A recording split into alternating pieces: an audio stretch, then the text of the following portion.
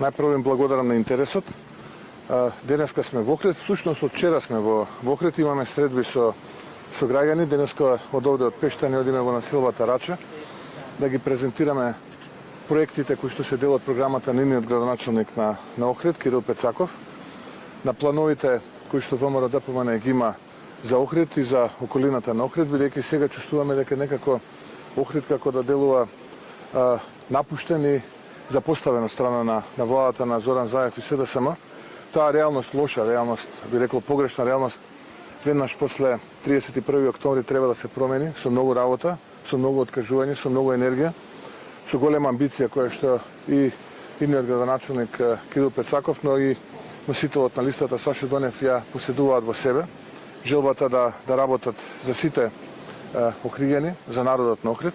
Кај нив е присутна и јас сум убеден дека тоа е вистинскиот избор на 31 октомври, бидејќи и самите знаете дека Охрид и охриѓани се соочуваат со елементарен недостаток на канализација, се соочуваат со питка вода за пиење, да не зборувам за оној проект кој што требаше досега да биде готов, а тоа е автопатот до Охрид, кој што ги лимитира практично туристичките потенцијали на самиот град Охрид, но и го доведува во прашање и безбедниот сообраќај кој што води кон Охрид.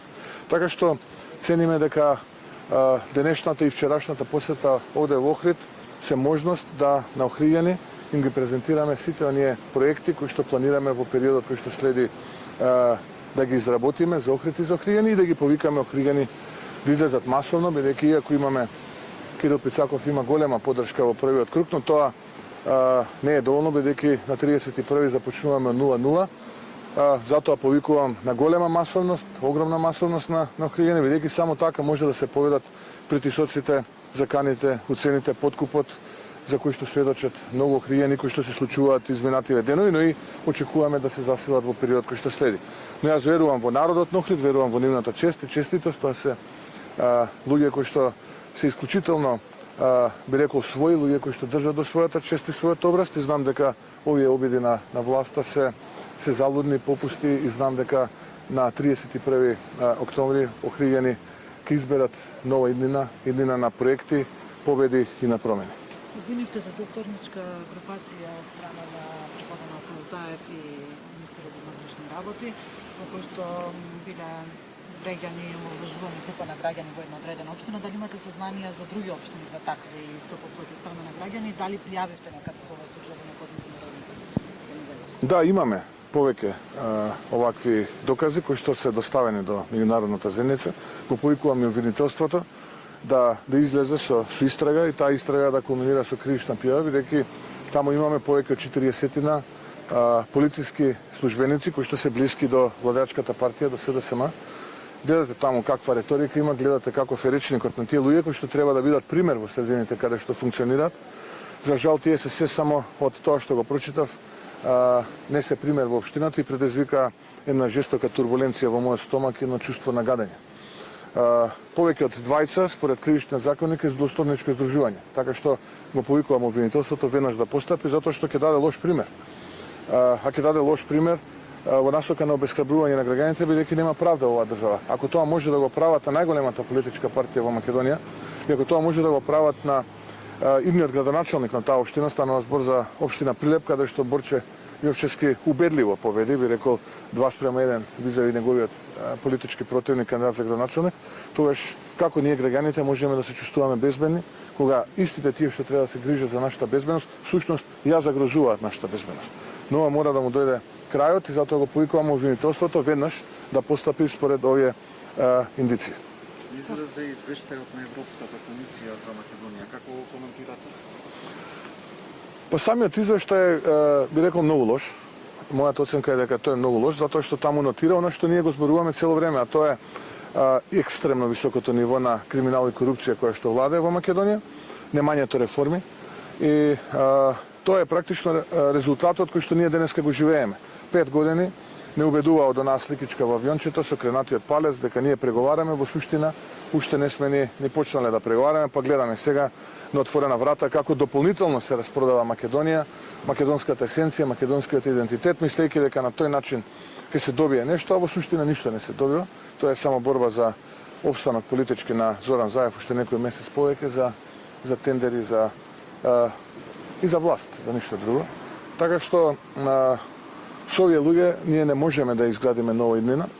Со овие луѓе можеме само да одиме назад, а можеме да одиме напред според бројот на луѓе кои што го загубија својот живот од корона пандемијата поради неспособноста на владата. Повеќе од 7.000 наши сограѓани за жал го загубија својот живот, катастрофата во образованието, екстремно високото ниво на криминал и корупција, немањето реформи, економијата, гледате што се случува, на повидок ни енергетска криза, така што навистина живееме во една тешка ситуација, а таа тешка ситуација е нотирана во овој последен извештај на Европската комисија за Македонија. Како оценувате изјавата на Зоран Заев дека доколку го изгубат Скопје, државата ќе се врати назад во 2001 година?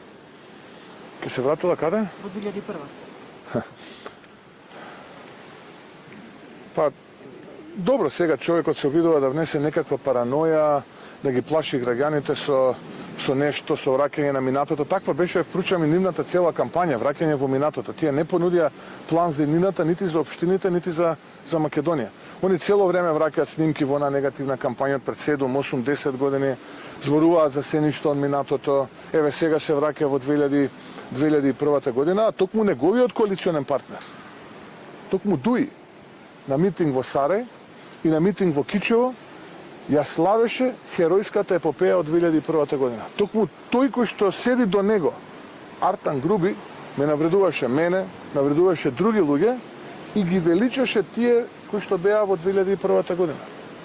Не гледам како и кој го мотивира да дава вакви изјави погрешни, со кои што не само го подценува народот, туку и создава дополнително делење, не само тој, туку и Артан Груби, овие кои што Двајца и Али Ахмети, овие кои што велеа дека живот ќе донесле општество за сите, се прават за да ние денеска немаме едно општество за сите, туку напротив да бидеме што е можно поподелени, што е можно пораскарани, осиромашени, оплячкани, обесхрабрени и луѓето практично да изгубат вербата во системот. Токму тоа се луѓето кои што се причината за оваа денешна состојба. А лекот за тоа е новата иднина. Затоа ние велиме, ајде луѓе да создадеме нова иднина и на крај да поентирам одговорот на оваа негова дилема и прашање, да, ние нема да ја враќаме Македонија. Ние ќе однесеме Македонија најпрво во 2022, а потоа ќе однесеме онаму каде што е местото, полноправен член на Европската Унија со големи успеси во економијата, борбата против организираниот криминал и корупцијата во државата, многу реализирани проекти и подобар живот за нашите сограѓани. Споменавте енергетска криза, енергетската состојба секој ден се повеќе се влошува. Кој е излазот? Има ли решение? Јас зборував за оваа енергетска криза дека ќе дојде уште пред 4 месеци. Имавме еден брифинг тогаш и што тогаш се обидов да објаснам дека ова ќе се случи. Но тогаш се направи еден маневар во рамките на регулаторната комисија, предложивме, ако се сеќавате, намалување на ДДВ-то тогаш, го прифатија и тогаш го поздравивме сето тоа. Гледате денеска и дел од европските земји прифаќаат намалување на ДДВ-то за електричната енергија, за струјата и за гасот. И предупредивме тогаш дека и тоа не е доволно. Бидејќи навистина, имајќи го предвид сето ова што се случува на енергетскиот пазар во Европа, денеска дека ние сме пред вратата на енергетска криза, дека ќе се соочиме со таа енергетска криза. Но не случува. Тогаш еве денеска со тоа се соочуваме. Влечеме од останатите системи, бидејќи немаме своја обезбедено. Прашање на време кога ќе ни исклучат останатите системи, бидејќи не можеме ние до бесконечност да влечеме од кај нив. Производство нема, бидејќи тендерите беа за да се краде, не беа тендерите за да се обезбеди јаглен. Сега се копа стихино, се уништува бидејќи од технолошката шема на самиот рудник, бидејќи се копа колку да се ископа, денес за утре да се помине денот. Создаваат дополнителни проблеми. Сега тонат се подлабоко во тоа мочуриште, а на крајот денот цената ќе ја платат граѓаните и компаниите со повисока цена на струјата од таа што денеска ја плаќаме, а можни се и рестрикции доколку не успее владата, не успее државата да обезбеди. Затоа ги повикувам наведнаш да седнат сериозно да разгледаат новонастанатата ситуација, бидејќи таа новонастанатот пред неколку месеци не е сега, но еве до сега не успеа да седнат, ги повикувам веднаш да седнат, да формираат кризен штаб и на тој кризен штаб да се разгледаат сите сценарија, затоа што ни доаѓа зима која што според предвидувањата на метеоролозите ќе биде исклучително студена, ќе биде зголемена потрошувачката на електрична енергија и јас не би сакал да имаме ние рестрикции кои што кои што граѓаните ќе ги почувствуваат на своја кожа. И благодарам.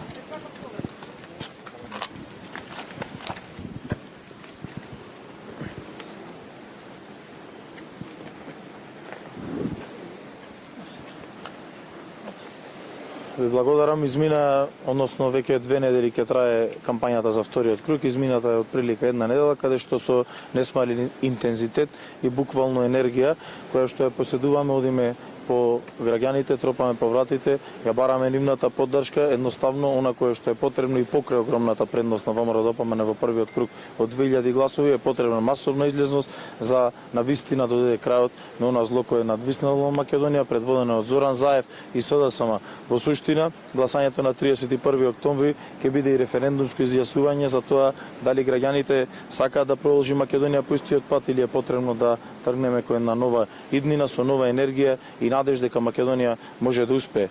Во таа цел имаме многу огромна поддршка од страна на граѓаните и се надевам дека она кое што го добивме во првиот круг и не само што се надевам, туку и убеден сум дека во вториот круг ќе имаме повеќе од дупло поголема разлика. Секако за тоа работиме, ја гледаме атмосферата на терен и ја гледаме поддршката на граѓаните која што расте од ден на ден и не се сомневам во тоа.